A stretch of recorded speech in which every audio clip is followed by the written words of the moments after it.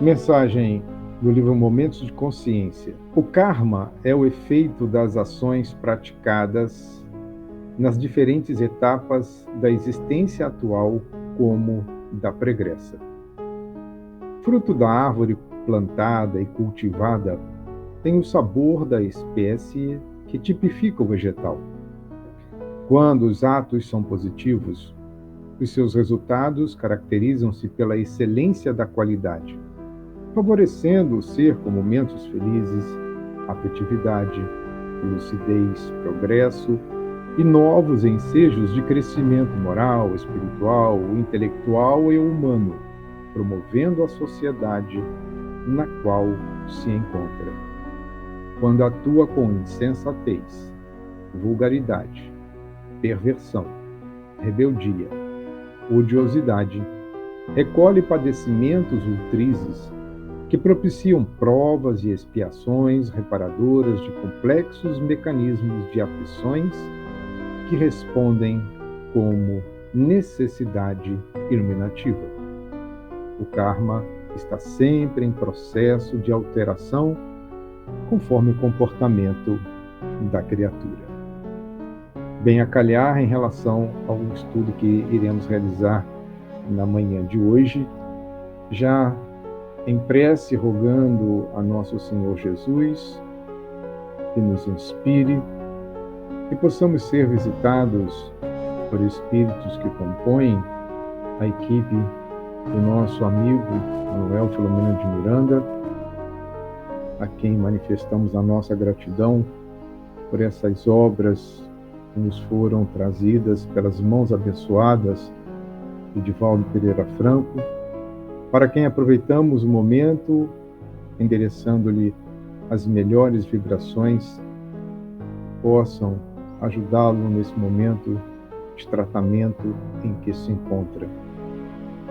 Deus seja conosco, abençoe os nossos lares, onde quer que nos encontremos, assistindo e participando de mais um momento de estudo da obra Nas Fronteiras da Loucura. Assim seja.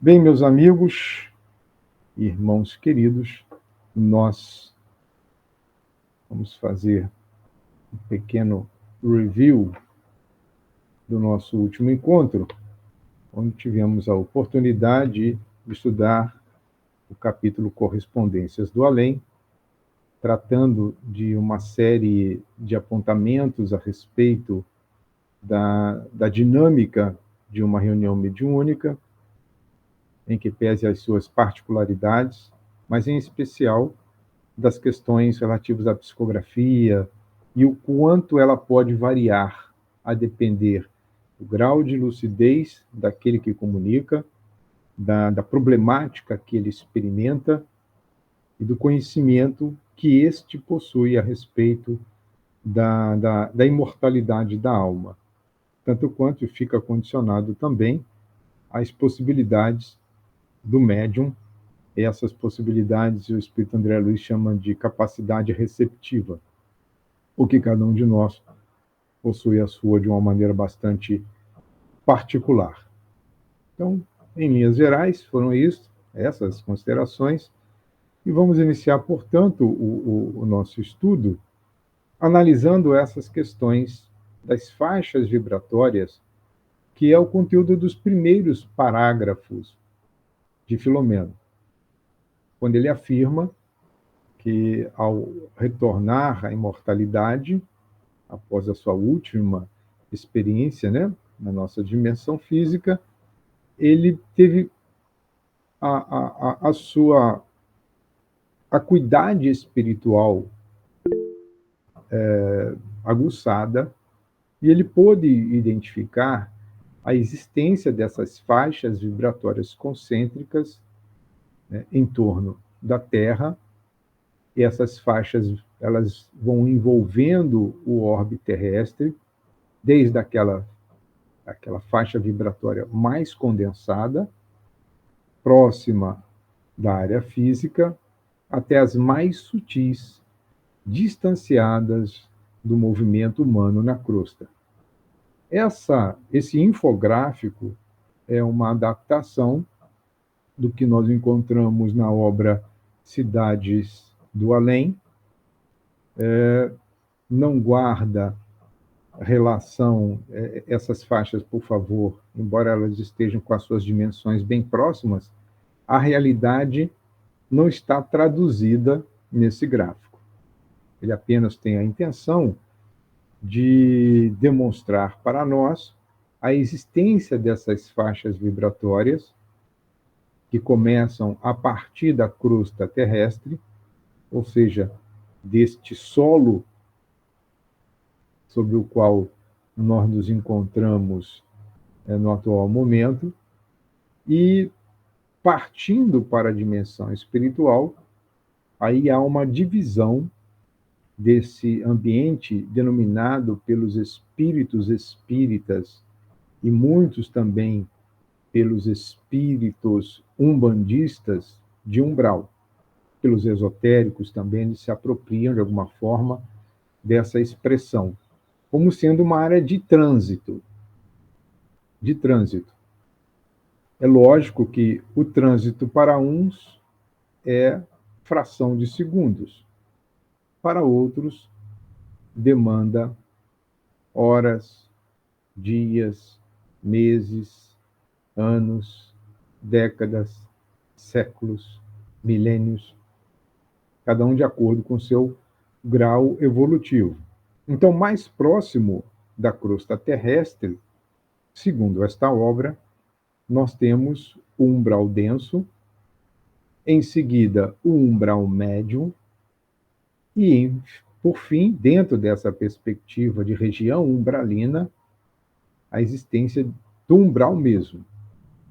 Bom, então isso já é um pouco mais reconfortante, porque, via de regra, quando nós falamos de umbral, nós só associamos as suas expressões ou aonde se localiza as colônias espirituais, por exemplo, a Alvorada Nova, Nosso Lar, a Colônia Redenção, ela estaria nessa última camada do umbral. As áreas mais sofridas estariam no umbral denso. E existe esse umbral médio, onde estão localizados os postos de socorro, aquelas regiões onde espíritos seriam transferidos para um pequeno período de recuperação e posterior encaminhamento para as estações de refazimento. Acima do umbral estaria uma faixa vibratória onde se localizam os espíritos dedicados às artes, à cultura, à ciência. Após isso, os ambientes vibratórios que acolhem os espíritos já que manifestam um nível de amor universal. Vejam, amor fraterno universal, ou seja, é o grau da afetividade que faz com que todos sejam percebidos como irmãos, independente de crença, independente de etnia, independentemente do grau, embora todos estejam num grau de evolução, a manifestação divina em cada um pode ser diferente. Um segue a perspectiva budista, outro católico, outro evangélico. Então, esse ambiente do amor fraterno universal é a esfera vibratória que une a todos. E, além desta, há uma camada, a última, que é chamada de diretrizes do planeta. São aqueles espíritos, os ministros do Cristo, que coordenam os grandes movimentos em todas as áreas da manifestação do conhecimento humano, até as questões mais voltadas aos movimentos que o orbe terrestre precisa fazer nas suas entranhas para adaptar-se às novas condições de sobrevivência dos espíritos, ou que aqui permanecerão, ou que para cá virão após a regeneração. Então vejam que há muito a fazer ainda, E eu falo por mim, para que eu chegue um dia nessa camada do amor fraterno universal, falta alguns anos-luz de caminhada como espírito. Né? Então, é lógico que essa é apenas um entendimento que nós trazemos de uma obra que foi muito bem aceita no movimento espírita. Esta obra diz que existe uma outra camada, como se fosse uma abóboda celeste, mas por falta de referências em relação a esta última camada e porque não encontrei uma forma melhor de tentar explicá-la, eu prefiro, por enquanto, não incluí-la no nosso entendimento.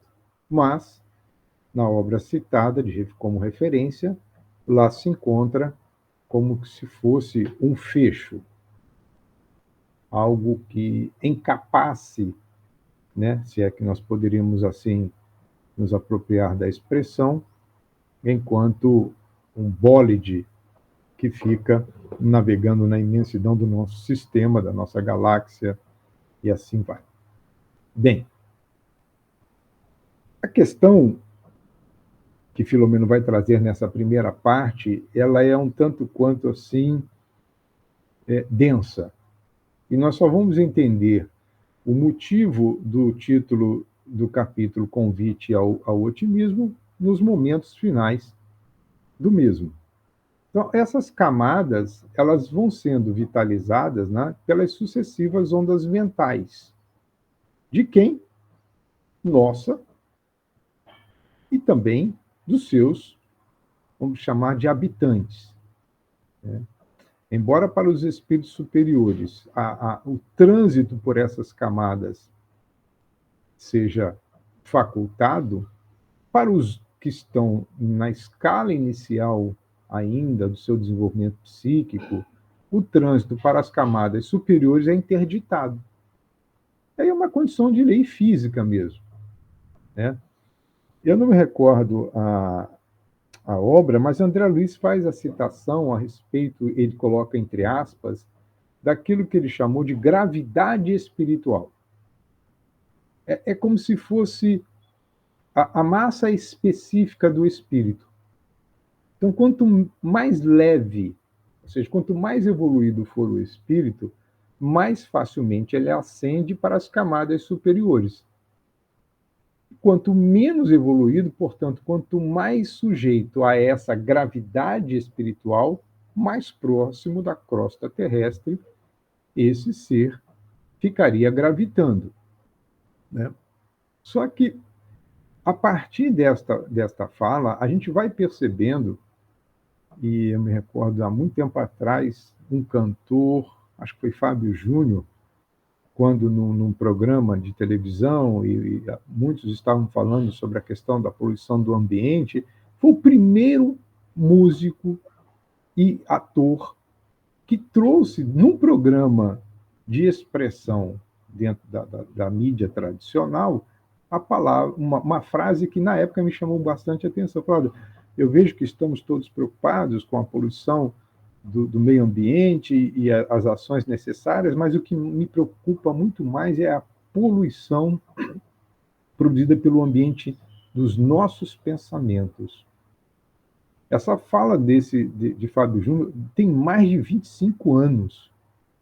Mais de 25 anos. E parece que a nossa humanidade ainda não se deu conta disso. Né? Eu costumo dizer que muitos levantam a bandeira do meio ambiente, mas não conseguem sequer arrumar o seu quarto e fazer uma seleta coletiva de lixo em seu próprio lar. Então, é uma certa incoerência. Né? O indivíduo quer salvar a Amazônia, mas não limpa o quintal da sua casa, suja do vizinho. Então, a gente precisa pensar um pouco mais a respeito disso. Mas, pelo menos, vai avançando. Olha, essas camadas, elas são vitalizadas pelas nossas ondas mentais, elas são permeáveis às forças psíquicas de mais elevada estrutura, portanto, os espíritos estão lá na última camada, que é a camada que cuida das diretrizes do planeta.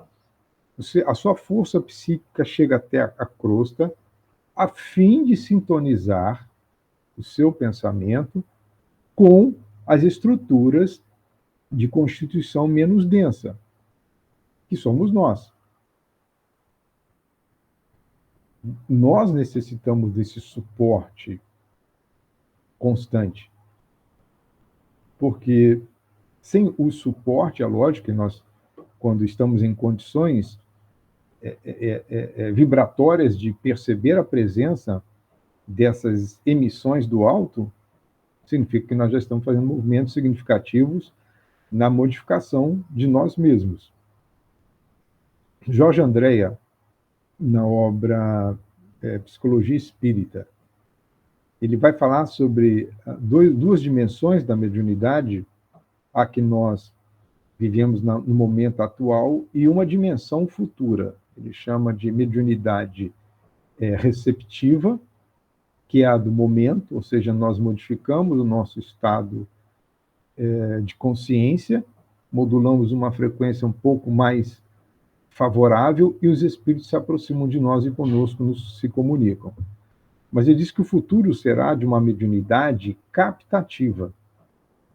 Ou seja, nós iremos para essas regiões de natureza superior e lá captaremos as informações que precisamos. Ou, nestas regiões, estabeleceremos contatos com os espíritos que nela habitam. Então, nós iremos até eles, e não eles mais virão até nós. Porque esse é um movimento de crescimento e expansão da consciência. Até hoje, a gente fica nessa necessidade de venha a nós o vosso reino. Chegará um momento que nós iremos ao reino, porque adquiriremos essa condição. Mas até lá, ainda teremos que realizar uma longa caminhada. Portanto, por sintonia decorrente do comportamento, ou seja, o nosso comportamento gera ondas que vão impactar nas camadas mais próximas, e impactando nessas camadas mais próximas, ou as sutiliza, ou mais ainda torna-as mais tensa, né? E os espíritos, aqueles que já estão na dimensão, né? Lógico, aqui falando sobre espírito, só pode estar na dimensão espiritual, porque nós estamos na condição de alma. Essas regiões, elas produzem uma espécie de magnetismo que atrai os espíritos que são compatíveis a essas ondas mentais, e uma onda mental carrega um pensamento, e um pensamento ele é composto por ideias, por sentimentos, por emoções. E essas ideias, quando se consorciam por afinidade, elas produzem substrato para que sejam instituídas regiões, por exemplo, de sofrimento de dor. Então, o que nós observamos, penso eu, é que somos copartícipe da produção desses ambientes de degradação moral e espiritual que observamos nessas regiões vibratórias mais próximas do orbe. Quando digo nós, o nós aqui é toda a coletividade, não somente aqueles que estamos neste momento estudando. Nós não somos diretamente os agentes mantenedores dessas estruturas, mas chama-nos a atenção uma parcela significativa da humanidade que ainda fica produzindo por força do comportamento. Lembrando que um comportamento precede uma escolha, que precede um pensamento que estruturou o comportamento. Então, o comportamento é o resultado. E a gente vai se consorciando com essas camadas vibratórias desde a condição de encarnados. Assim, meu Deus do céu, para onde é que eu vou particularmente? Outro dia eu estou pensando assim, cara, se eu morrer agora, para onde é que eu vou? Eu preciso melhorar um pouco mais. Diga aí, Amilcar. É que o arquivo não é apagado. Eu elevo a minha consciência, mas o arquivo continua, a matriz continua ali, entendeu? Se eu não tomar cuidado, ela vai me chamar de volta, está sempre me atraindo de volta, que foi dali que eu vim. Né? É quando você se muda de um estado para o outro, você tem a ligação ainda com o outro, você tem parentes, tem amigos, tem um jeito de viver e de pensar daquele ambiente. Então, eu preciso tomar esse cuidado de dizer, olha, isso não me convém mais não, espera um pouquinho. Eu posso chegar beirando aquele ambiente vibratório, aquele pensamento, e dizer, não, espera um pouquinho, eu não quero mais isso não. Aí, rapidinho, eu vou para onde eu quero ir, não de onde eu estava, não de onde eu vim. Agora, muita gente imagina que elevei a consciência que estou livre. Eu não estou livre. Né? O arquivo continua lá e continua me chamando de volta, né? De chamando, chamando. Agora, cabe a mim fazer a escolha. Por isso que você fala em comportamento, que é importante. Né? Pô, excelente, excelente, meu amigo. Então, vamos lá. Vamos lá, porque... Então, esse outro infográfico, na verdade, né, para... Volto a dizer, essas linhas que separam essas camadas, elas não estão em escala. É apenas uma representação que tenta trazer para nós o entendimento do que está por vir. E o mais interessante é que essas regiões, né, mais próximas da crosta terrestre são regiões densamente povoadas. Veja que nós já temos 8 bilhões de almas encarnadas. Estima-se, pelo movimento migratório, né, os que estão partindo daqui para outros orbes menos evoluídos, os que estão chegando para nos ajudar a sair dessa crise moral sem precedentes que nós estamos como testemunhas oculares, auriculares, táteis, ou seja, a gente consegue, pelos todos os sentidos, perceber esse adoecimento da sociedade. Né? Então, se nós temos 8 bilhões na crosta, nós temos, na região umbralina, no mínimo, algo em torno de 18 a 19 bilhões, porque as outras estão esparramadas, ou esparramadas não seria, espalhadas estrategicamente, na arte, na ciência, na cultura, no amor fraternal universal e nas diretrizes planetárias. Então, a massa ou está na condição de encarnado ou dividida por essas regiões mais densas, né? Então, se elas são mais densas vibratoriamente, as buscas que estes espíritos, como nós fazemos, ainda estão muito mais ligadas às questões de natureza material do que às questões de natureza espiritual. Embora em todas essas regiões encontremos pessoas em missão que poderiam estar em planos mais elevados, mas escolheram o sacrifício como uma maneira de retribuir à divindade a misericórdia de que um dia foram alvo. Então agora há uma opção pelo sacrifício, ajudar os que estão na retaguarda, né? Então, nessas áreas, são áreas onde são fáceis de encontrar os núcleos de dor, de aflição, né? Essas aflições mais intensas, em que os invigilantes e irresponsáveis se demoram. A falta de vigilância, ou seja, a falta de atenção, aí nós vamos chamar assim, a consciência desperta. Né? Pietro Ouspensky, ele tem uma obra chamada, na verdade não é, ele não escreveu, quem escreveu foram aqueles que o seguiam, que ouviam suas palestras, assim, estados de consciências possíveis para o homem. Se não me falha a memória, é esse o nome do livro.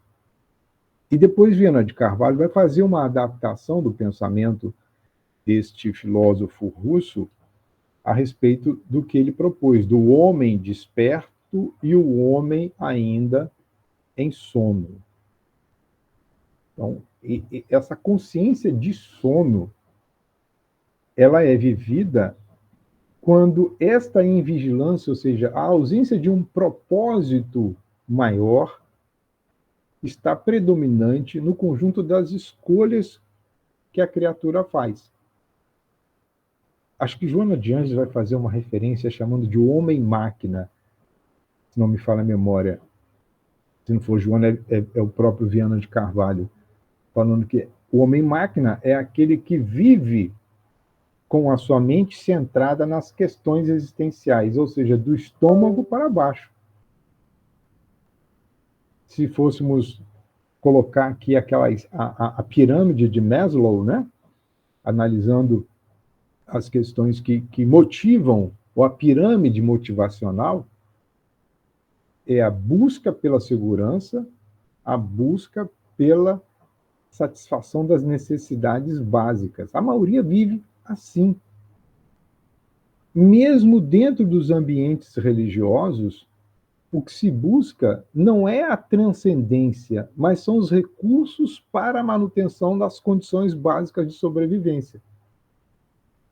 Então, é uma vivência religiosa centrada apenas na busca pela manutenção da vida.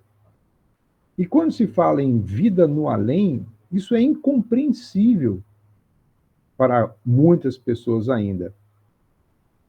E aí querem transformar o reino dos céus numa dimensão tão semelhante à nossa, que vitalizam pelo pensamento esse umbral mais denso. Então, a transcendência não é... Olha, nós temos muito trabalho pela frente. Toda vez que eu digo penso eu, porque esse é um pensamento muito pessoal. Estávamos, certa feita, num grupo de estudo, e um amigo um pouco mais avançado na linha do tempo, ele é muito otimista. E de tanto ouvir falar em transição planetária, em regeneração, às vezes, né, a gente não faz algumas reflexões sobre essas questões, ele achava que a regeneração estava logo ali. Em 30, 50 anos, estaria tudo diferente, meus amigos. Essa regeneração, segundo Haroldo Dutra, sobre quem eu deposito grande confiança pelo profundo saber que ele tem a respeito da Torá, vai demandar ainda, no mínimo, 700 a 1000 anos para se completar. Se nós estamos saindo, a faixa de transição não significa que nem faixa de pedestre, né? Nós saímos de um lado da rua e começamos a atravessar. É lógico que dia após dia, o final da faixa está por encerrar. E é interessante que muitos, ao atravessar a faixa, e aí eu vou colocar nestes que não prestam atenção no movimento, acham que a faixa ela está plenamente segura. Deveria. Mas aí, do nada, vem um indivíduo que não respeita a faixa e nos colhe em plena transição, de um lado para o outro. Então, na transição, nós precisamos também estar atentos. E muito atentos. Porque essas forças transversais de tudo o farão para que nós não cheguemos na regeneração. E aí nós somos no meio da travessia, então vai demandar tempo. Nós não vamos acordar amanhã, domingo, ou no dia 1º de janeiro de 2025, com o carimbo da regeneração concluída. Diga aí, Amilcar. Lembrei agora dos 40 anos de Moisés com o povo no deserto, que é simbólico, né? Bastava um tempo muito reduzido, então tem que depurar, né? Então, a gente não está pronto para esse projeto ainda. Né? Então, né, o pensamento de Haroldo, ele faz essa ligação, eu acho, com a saga, né, dos judeus no deserto.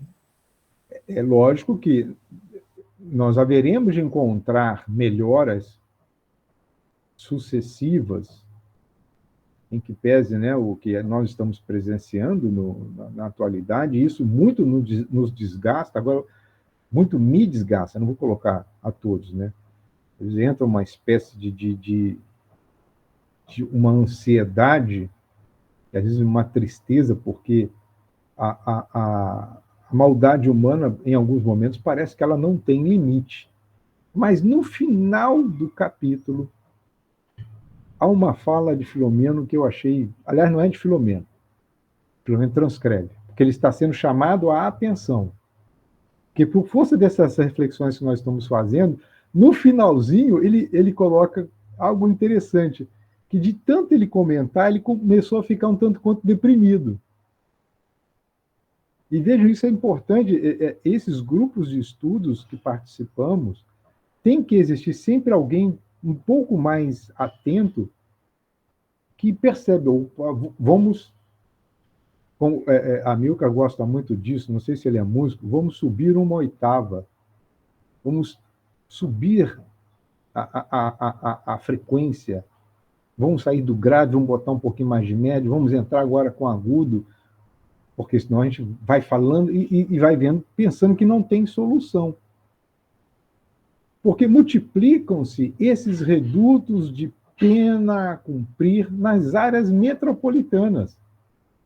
Então, vejam só, nas áreas metropolitanas, as grandes cidades, elas estão intimamente ligadas a esse umbral denso. Numa permuta incessante. Mas por que isso ocorre? Porque onde essas regiões metropolitanas, onde são encontrados de forma mais promíscua os nossos hábitos. E as expressões morais descem ou desceram aos estágios primitivos sob os impulsos das paixões degradantes.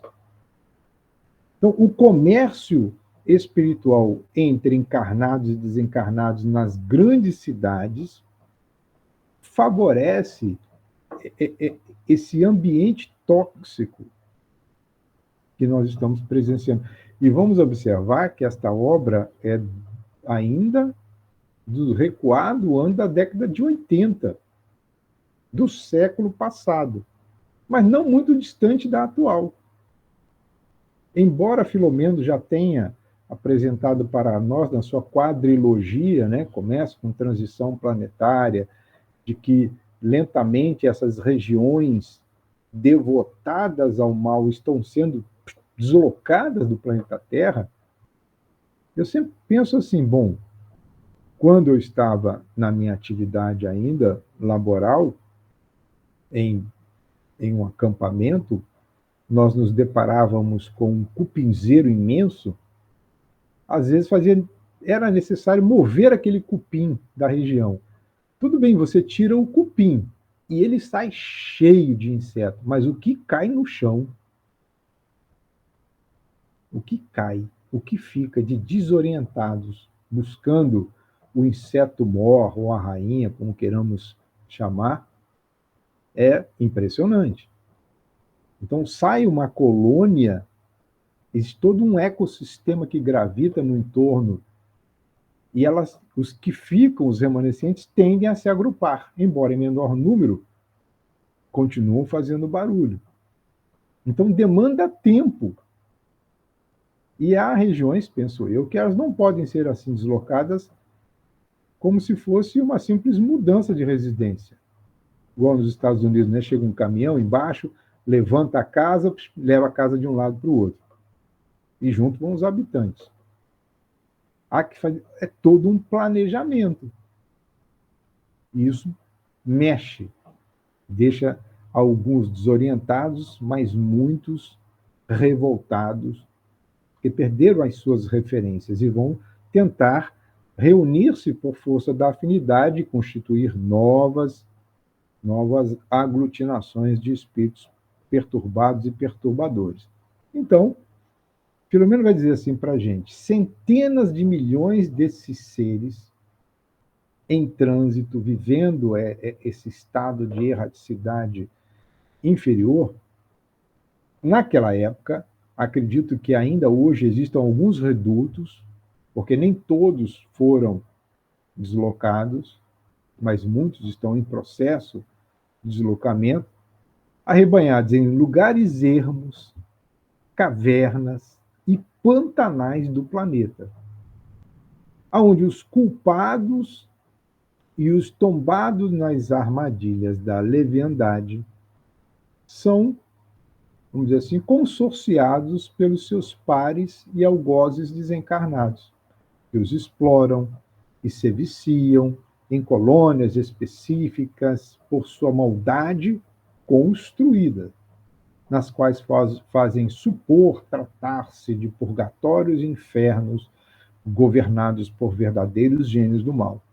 A obra Libertação traz isso.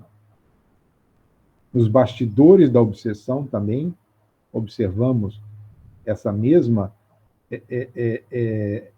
descrição. Agora, eu não sei vocês. Às vezes, quando eu, na minha atividade profissional, passava por essas regiões, porque andei muito em região pantanosa. Pantanosa, sim, não é o Pantanal, são charcos. Lá em Minas tem essas áreas muito elevadas, por exemplo, o pico chamado São Tomé das Letras tem áreas muito elevadas e nos seus vales não existe a projeção de sol. São áreas sombreadas, à exceção de 11h30 a 1h30. O resto é sombra o dia todo. E lá fica uma umidade, é algo asfixiante. E eu nunca entendi aquilo, achava que era só uma questão ambiental. Mas existe uma ambiência espiritual. Diga, Luiz. Você estava falando aí, como eu vejo, você sabe que eu vejo dois lados muitas vezes, né? E ali na Antônio Carlos Magalhães tem uma entrada dimensional para outro vale ali que eu só vejo lava voando ali dentro. Para eu passar na Antônio Carlos Magalhães me dá desespero no corpo. E eu passo toda semana, várias vezes, né? Uhum. Mas me dá um desespero no corpo de eu passar no Antônio Carlos Magalhães. Pode um negócio desse por causa do vale? O que existe além do físico, às vezes guarda dimensão não, guarda relação com um ambiente que está ali há séculos. Que o mundo material avançou, mas espiritualmente continua o mesmo. Por exemplo, quando a gente vai... talvez os engenheiros e arquitetos entendam melhor disso. Mas eu me lembro uma vez, talvez a minha esposa possa lembrar desse fato. A gente foi ver um apartamento e ela nitidamente percebeu que naquele apartamento tinha acontecido alguma coisa muito estranha. Daqui a pouco ela vai até aparecer aqui e dizer que eu estou confundindo tudo. É bem possível. É bem possível. Mas a gente entra em determinados ambientes, o ambiente está arrumado, limpo, asseado, mas as impressões que nós temos daquele ambiente é porque ele guarda uma memória fluídica de fatos que ali ocorreram. Né? Nós estudamos lá, fomos convidados, fizemos 2 estudos lá na FEB recentemente, nós falamos sobre a questão da vidência psicométrica, que é justamente essa a faculdade anímica de que, diante de um objeto, diante de um espaço organizado, as ocorrências que ali deram causa estão gravadas. E essa sensibilidade que o homem possui traz ao seu campo perceptivo o que de fato ocorreu. Imagina para os que não possuem esse conhecimento. Vão dizer... Então, imaginemos nesses passeios, né, eu vou fazer uma viagem para um local ermo, vou conhecer uma caverna. Tem pessoas que não conseguem nem entrar. Ela não sabe descrever, mas é tomada de um pânico, de uma sensação angustiante. E pode ser que, é lógico, temos que levar em conta as questões psicológicas do indivíduo, mas pode ser, né, se ela tem uma fobia de natureza qualquer, para lugares apertados, escuros, bom. Mas essa imagem que projetamos, ela aí está retratando uma caverna, com um aspecto viscoso, uma vegetação mais densa. Então, significa que é um ambiente bastante úmido. E pode ser que ali estejam amaziados ou mancomunados espíritos num estado de consciência ainda bastante primitivo. Bem, aí Filomeno vai dando alguns aprofundamentos desse entendimento, né? Nessas regiões, a vida mental atinge inimagináveis expressões de vileza e primarismo. A crueldade assume proporções de insânia imprevisível. Bom, nós podemos, se fizermos uma análise a respeito dos últimos, eu acho que dos últimos 4 anos, nós vamos encontrar eventos que materializam conflitos entre etnias e nações, em que parece que esses encarnados estão sendo dirigidos por esses desencarnados. Como faz parte do meu rol de interesse, por conta mesmo da atividade que eu ainda estou exercendo, com esse último evento na Síria, e isso eu já tinha comentado no grupo de estudo, um dos fatos marcantes do 7 de outubro de 2022, que foi um dia terrível para a humanidade, muitos terroristas que foram presos do Hamas, eles estavam sob o efeito de uma droga que ela não tinha correlação no rol das drogas que são consumidas e são qualificadas como anfetaminas. É uma modificação das anfetaminas, ela inibe a afetividade, ela atua no córtex pré-frontal, coibindo o indivíduo de tomar decisões, e significa que, sob um comando, uma ordem, sob o efeito dessa droga, aquela ordem prevalece sobre o juízo de valor do indivíduo. Então, se o Amilcar me oferece uma droga e diz assim, olha, você tem que chegar em tal local a qualquer custo, de qualquer maneira. Eu vou passar por cima de tudo e todos que estiverem no meu caminho. Então, essa droga, ela, além de estimulante, coíbe o processo decisório, inibe a afetividade, bloqueia o sono. Foi descoberto, semana passada, um mega laboratório na Síria. E a Síria era um exportador dessas drogas para grupos terroristas no mundo todo. Entenda, não estou aqui justificando nenhum tipo de ação. Entenda. Estou dizendo que a expressão de vilania e de primarismo, quando atinge essas expressões na nossa dimensão, é porque estão correlacionadas a fontes de inspiração de natureza inferior. Então, esses ambientes também são encontrados, infelizmente ainda, na crosta terrestre. Esses malfadados governantes atribuem-se o direito de exercer a justiça caótica dentro dos padrões da perversidade e crueza que eles entendem. Só que eles não percebem de que eles passam a ser instrumentos da justiça divina. E quando alertados sobre, eles negam. Nos diálogos que observamos nas obras tanto de André Luiz quanto de Filomeno e de outros espíritos, fica claro e evidente. E o quanto é difícil dialogar com essas entidades.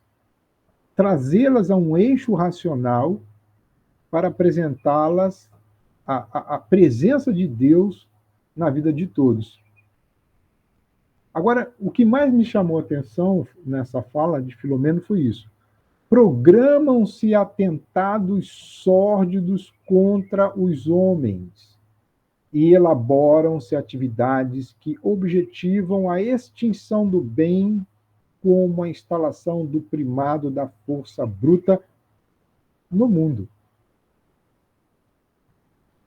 Independente de em que país seja a fonte da origem da violência, a certeza que eu tenho é de que o uso da força, além do necessário, além do que prevê a lei humana, abre brechas para que esses espíritos se façam presentes dentro dessas situações conflituosas, seja entre pessoas, entre comunidades, entre nações. Então, esse aspecto sombrio dessas regiões guarda relação direta com a natureza do que ali se faz ou a natureza do material que é emprestado, a matéria-prima que também sai de nós mesmos. Mas, independente disso, nós observamos a presença de espíritos bondosos em tarefas socorristas. A Legião dos Servos de Maria, esses inúmeros espíritos que saem dessas colônias para resgatar aqueles que já estão com a consciência um pouco mais aclarada, em condições de serem retirados e recambiados para estações de refazimento. Daí porque quase todos nós atravessamos por momentos ou séculos esse clima expungitivo. Os operários da caridade, como disse, em nome e por amor a Jesus, se afadigam por amparar, libertar aqueles que, de alguma forma, tenham condições para serem conduzidos a outros planos vibratórios. É só uma imagem que retrata o momento preciso em que André Luiz, na película disponível para todos nós, ali representando a retirada dele desse umbral mais denso. E como nesse umbral mais denso as associações elas são por afinidades, imaginemos a variedade de ambientes expiatórios expungitivos, como diz Filomeno, não haverá de haver.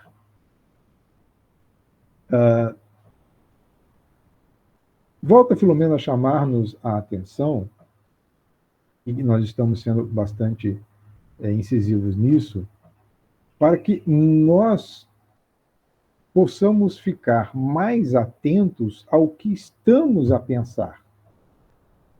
Porque as cargas maléficas dos pensamentos vulgares sustentam tais climas.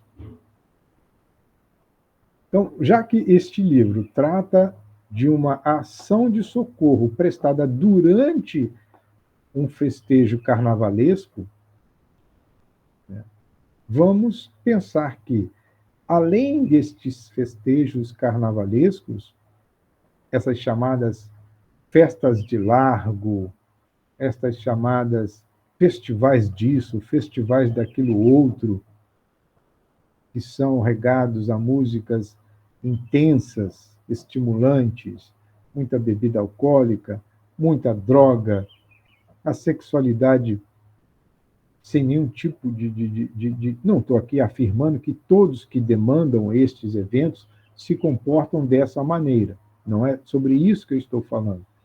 É sobre o pensamento dominante e o quanto o indivíduo ali presente, ou mesmo fora dele, está contribuindo para que esses pensamentos vulgares produzam matéria mental que mantém essas estruturas na dimensão espiritual em pleno funcionamento. Mas essas camadas são, como dissemos, visitadas pelos obreiros da fraternidade e que eles sofrem.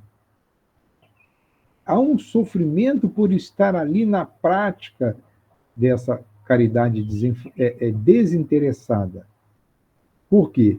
A atmosfera empestada de maus pensamentos, então produz fluidos de natureza inferior, ela se torna asfixiante. Além disso, ocorrem descargas magnéticas violentas. Isso agita aquelas vibrações condensadas. Eu viajei apenas uma ou duas vezes de avião em que o avião teve que passar. Ele não passa por uma tempestade grande. Ele vai circundando, mas chega um momento que não tem o que fazer. Então ele vai escolhendo as rotas que são menos densas. Imaginemos a agitação. Bom, o avião sacudia de um lado para outro.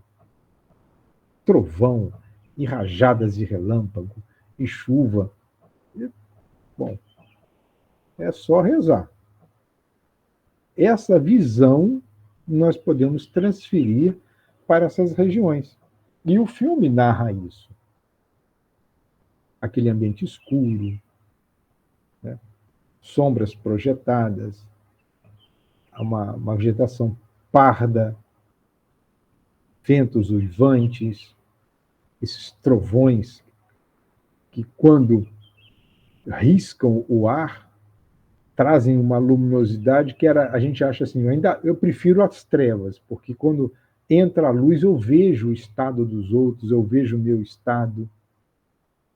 Então, talvez a ausência de luz seja até uma proteção, mas a luz, quando se faz presente, é um alerta, é um chamamento, olha, é bom despertar, porque olha a condição que você está, olha o ambiente que você está. Faça um movimento para sair dessa condição. Então, esses obreiros da fraternidade que demandam a essas regiões são verdadeiros sirineus, que se sacrificam visando ao bem ao próximo. Agora, destaque, em demoradas tentativas de benemerência sob o contributo da renúncia pessoal e do sacrifício. Uma coisa assim que eu pelo menos percebi, é que nem toda tentativa de ajuda ela é exitosa. Porque, por vezes, o indivíduo não está em condições de receber o auxílio. Embora eu queira auxiliar, quantos espíritos não relatam que chegaram bem próximo da pessoa, que era o alvo da ação, e aquela pessoa simplesmente, porque precisa se ter mérito. Você só vai sair de lá a ter pago o último ceitil. Então ela pagou já alguns ceitis. Então ela sobe um degrau, mas ainda continua numa situação de endividamento. Então sai de uma região de muito sofrimento para menos sofrimento. E assim, na medida em que vamos quitando os nossos débitos, a gente vai avançando. Então, essa última noite de carnaval, nesta última noite de carnaval, em que Filomeno mergulha nesse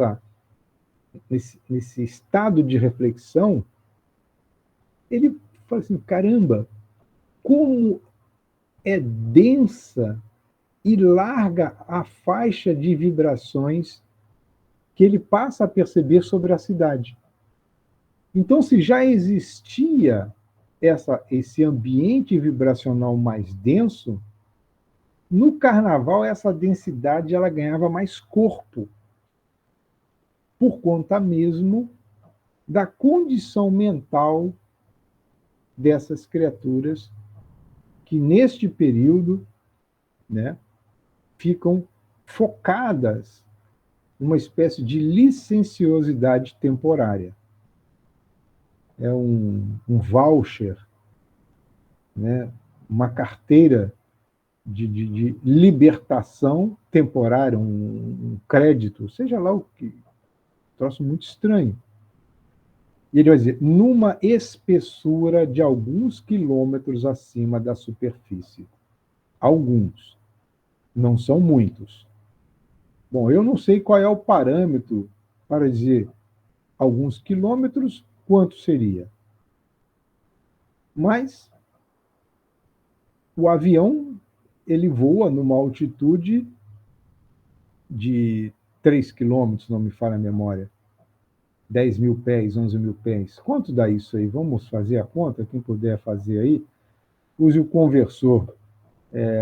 Vamos usar aqui rapidinho o tal do Google. Vamos ver aqui, 10 mil pés. Quanto seria isso? 10 mil pés.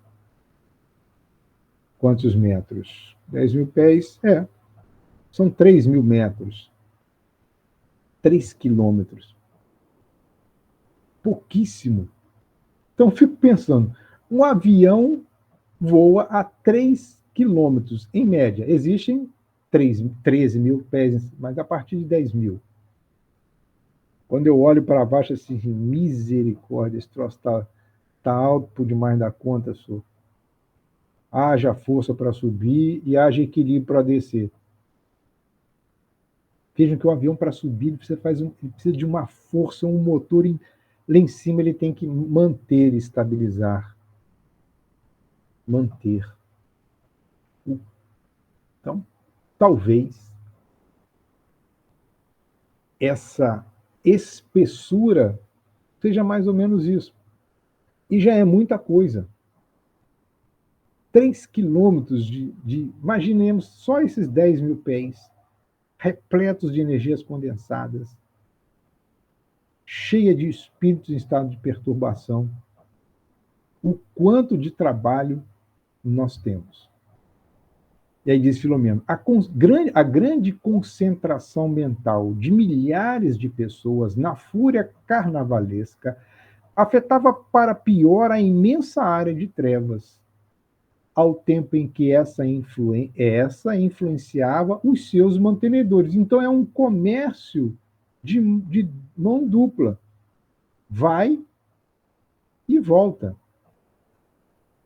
Por obnubilar-lhes os centros da razão. Ou seja, esse ambiente tóxico, hiperestimulante, como eu disse, na droga que foi descoberta na Síria, produz impacto sobre os centros da decisão.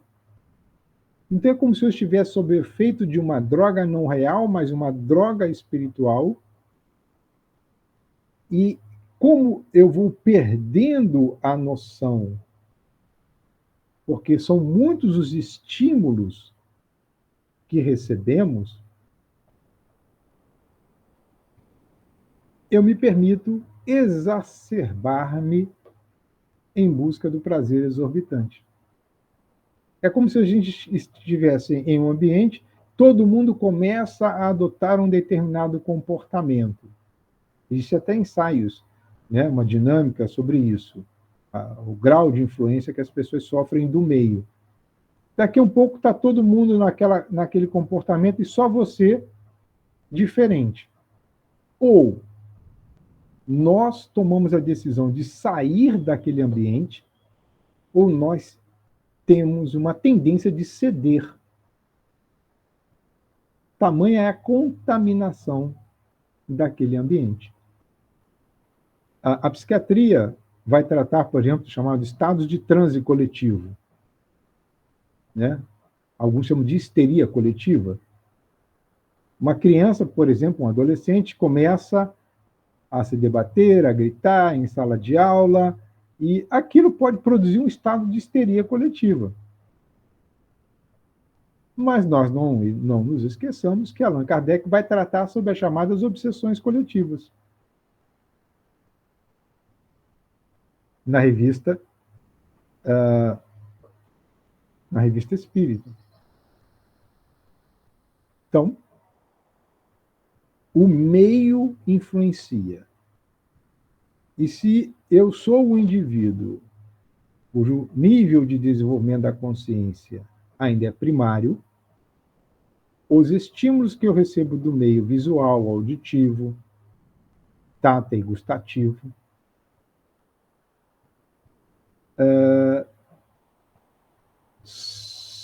estarão em prevalência sobre as minhas buscas de natureza espiritual, dada a nossa ainda inferioridade.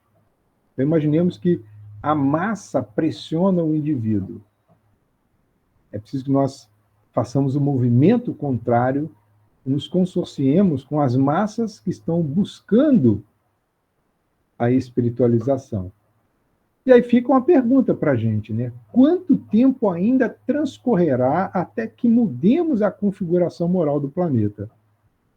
E essa é uma pergunta que Filomeno faz a si mesmo, já chegando no final do capítulo, porque ele viu aquilo tudo até este momento, fez essas reflexões, falei, caramba, se essa é a situação atual, quanto tempo ainda demandará? E se nós analisarmos ou pensarmos que esta obra é ainda do século passado, no último quartil do século passado, não faz tanto tempo assim. Um século nada representa diante da história da humanidade. Alguns dizem que a história da humanidade tem apenas 13 mil anos, outros avançam para 30 mil anos. Qual é o percentual, se falar em termos de desenvolvimento de consciência, 30 anos? Então, a regeneração não vai acontecer em 2057. Eu acho que a gente precisa precisamos fazer essas reflexões para que não adentremos em uma espécie de profetismo um tanto quanto barato. Assim, me perdoem essa expressão, talvez não seja a mais adequada para o momento, porque eu também não quero desqualificar ninguém, mas eu vejo pessoas em podcast, respeito a opinião de todo mundo, acho que todo mundo tem espaço para isso, mas quando eu começo a fixar datas, os espíritos superiores não fixam data. E tal data vai acontecer. Eles dão sinais. É lógico que esses períodos serão períodos muito desafiadores. E nós estamos vivendo um deles, que eu me recordo muito bem, Divaldo anunciou no final de 2022. Ele falou, de 2023 até 2025, a humanidade passará problemas e momentos muito tensos. E agora nós estamos à beira de um colapso. Qual é o nosso papel? Nosso papel é mudar a mente para que nós não contribuamos, caso isso venha a acontecer, depois não fiquemos com a nossa consciência pesada. Poxa, eu acabei apertando o botão junto com fulano. Diga aí, Amilcar. A questão é a expectativa, né?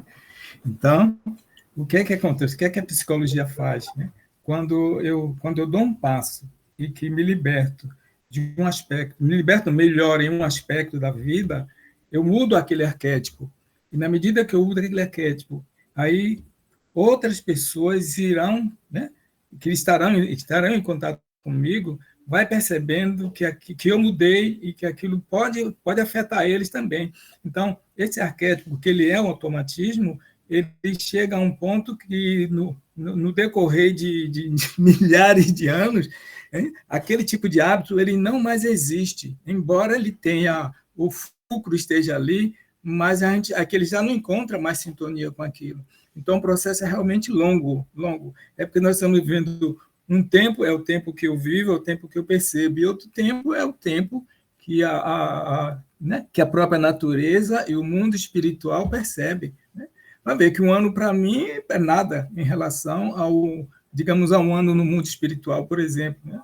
Então, isso, é só deixarmos a infantilidade e o sonho e a ilusão à parte e nos instruirmos. Né? Se eu sei que eu tenho uma responsabilidade muito grande para melhorar esse mundo, eu tenho que fazer isso agora. Ficar esperando a regeneração chegar, eu nem sei. Eu não sei quantas vezes virei ainda até que ela se concretize, né? A gente nem sabe, nem tem essa ideia. Interessante nós observarmos que essa parte do estudo está bem perto do final, e aí Filomeno vai dizer assim: a sensação que a paisagem escura nos dava era penosa, fazendo-me meditar no tempo ainda que certamente transcorreria, é o que nós colocamos, né?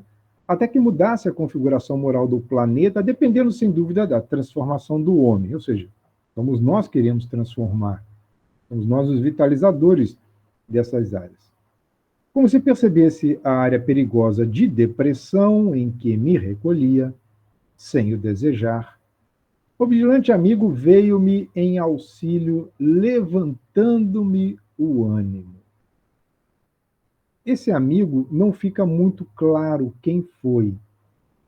Se foi o Dr. Bezerra, ou se foi o dirigente espiritual da reunião mediúnica da qual ele participara no capítulo anterior. Portanto, essa reflexão dele é ato subsequente, porque eles retornam para o campo de socorro, né? Esse campo de socorro de emergência, e lá começa a refletir. E aí vem o quanto é importante, né, a presença de um amigo ou de algum familiar que esteja atento à nossa fala, porque os pensamentos eles não são visíveis ainda, mas eles podem ser percebidos a partir da postura corporal, de um isolamento social, uma expressão facial, ou até mesmo pela fala. E este amigo percebeu na fala, e olha que Filomeno diz assim, eu não desejava mergulhar nesse pensamento deprimente, mas ele veio resultante das reflexões. E aí ele vem e retoma assim, não se esqueça, caro Miranda, que esta luta vem sendo travada com resultados excelentes. E o bem está sempre vencendo. Se nós continuarmos, agora eu vou dizer assim, né? Eu incluo-me em primeira pessoa, ou na primeira pessoa desse nós. Porque há momentos que eu olho assim e falei, caramba, eu tenho que encontrar esse bem que está vencendo. E aí rapidamente eu percebo que o bem está vencendo. Eu não estou enxergando o bem porque eu estou dando muito valor à notícia do mal. Porque a mídia, ela não tem interesse. Porque dizem que o bem não produz matéria jornalística, não agrega as pessoas. Eu vejo famílias assistindo a esses programas de intervalo do almoço que são verdadeiras misérias.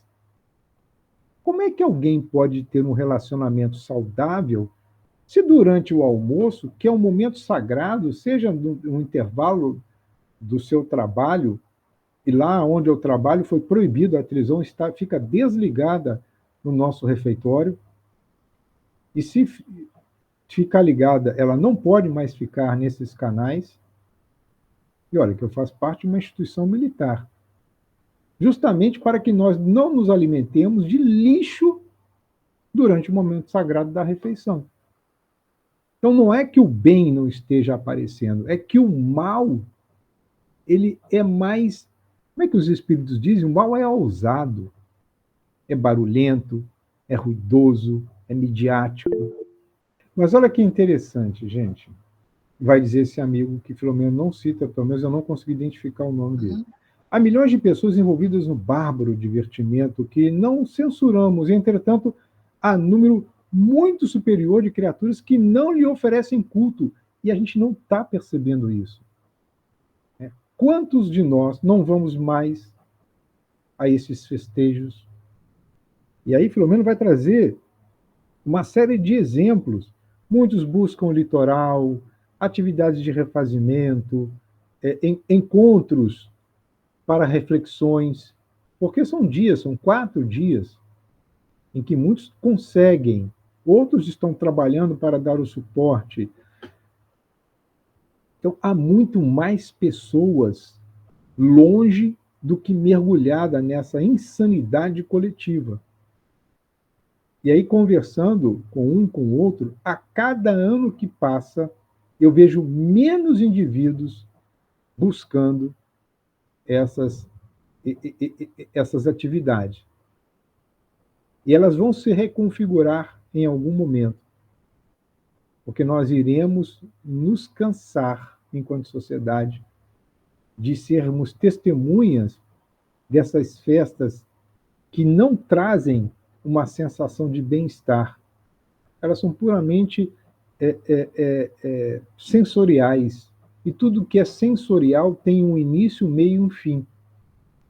Neurologicamente, os estímulos eles tendem a atingir um estado de saturação. A partir dali é só prejuízo corporal. Todo o sistema passa a sofrer. Então precisa de um declínio para que novamente ele seja estimulado. Então nós vamos nos cansar. O passo seguinte é a apresentação por esse espírito de uma série de mudanças, como eu disse nas conversas antes do estudo, com poucas pessoas. Esse capítulo, na sua parte final, traz uma série de citações de avanços na nossa sociedade que, embora imperceptíveis ainda, se nós olharmos com o passado, há um grande avanço na nossa sociedade. E poderíamos aqui passar horas a fio tratando de cada uma delas. Então, aqui me chamou a atenção, e me permitam tentar aqui localizá-la neste momento, estudiosos do comportamento humano estão identificando mais doenças na criatura do que maldade, mesmo naquelas que resvalam nos abismos dos crimes mais hediondos. Jesus está nos convidando há muito tempo. E este amigo espiritual vai dizer para Filomeno: o que estamos observando são remanescentes do passado de todos nós ainda não superado, que permanece retendo-nos na retaguarda das dissipações, ou seja, a dissipação é aquilo que cria uma névoa, um encantamento que me afasta do caminho, mas depois eu tenho que voltar para o caminho. Depois existe outro encantamento, e aquele esforço fica dissipado. Embora a voz e o magnetismo do Cristo nos estejam arrastando das sombras para a luz, que já estamos entendendo e aceitando. Esses não compreendem e ainda não aceitam.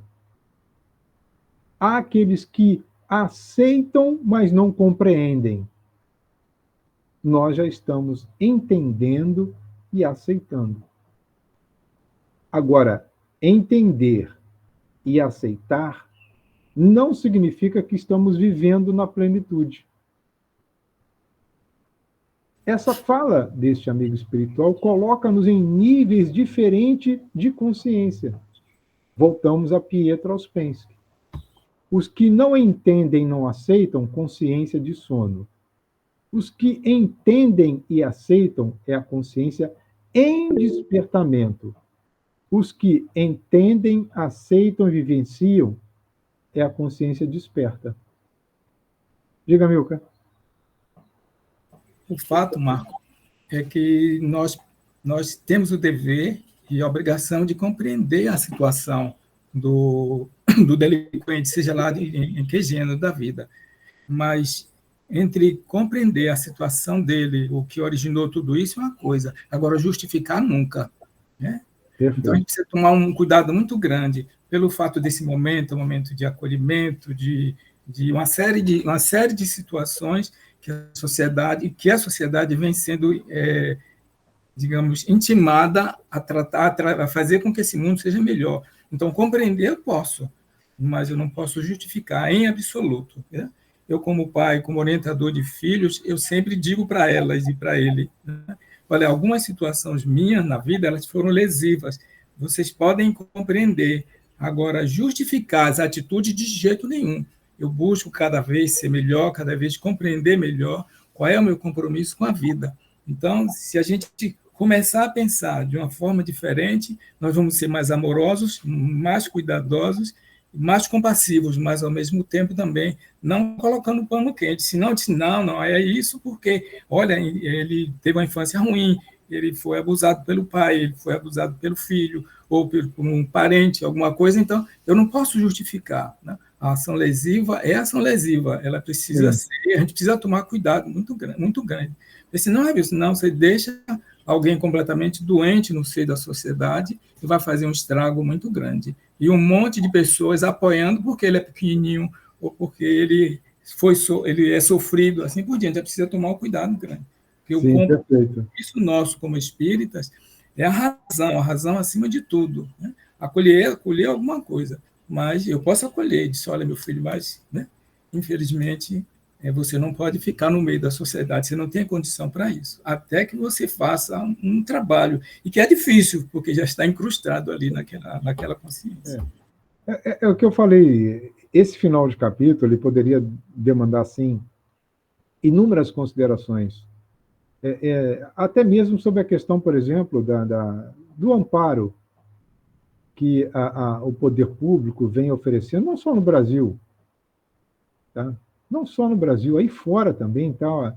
Porque criou-se a falsa mentalidade de que transferir renda para um indivíduo, sem que você promova o indivíduo, vai produzir um estado de bem-estar social. Não vai. Porque o que dignifica o homem é o homem compreender que o trabalho dele, ou seja, o recurso que ele recebe, lhe dá uma noção de valor. Sabe que vale quanto pesa? Se não pesa nada e eu estou ganhando dinheiro sem esforço algum, qual é o valor que eu dou às coisas? Então, é muito mais complexo esse assunto. Por isso que é delicado, porque às vezes você fala alguma coisa e um dia, mas você... Eu não estou aqui falando sobre política, eu tenho evitado, inclusive, tocar nesse assunto, mas eu não posso me afastar do Evangelho.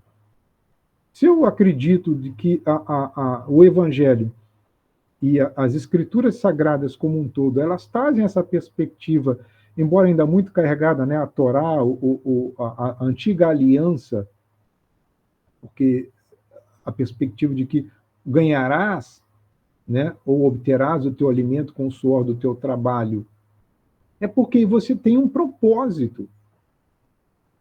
A gente vê que a humanidade tem muitas pessoas que estão vivendo sob o estímulo de benefícios sociais, mas ela não cresce, porque ela não sabe o valor, porque ela não contribui para que aquele benefício chegue até ela, por várias questões.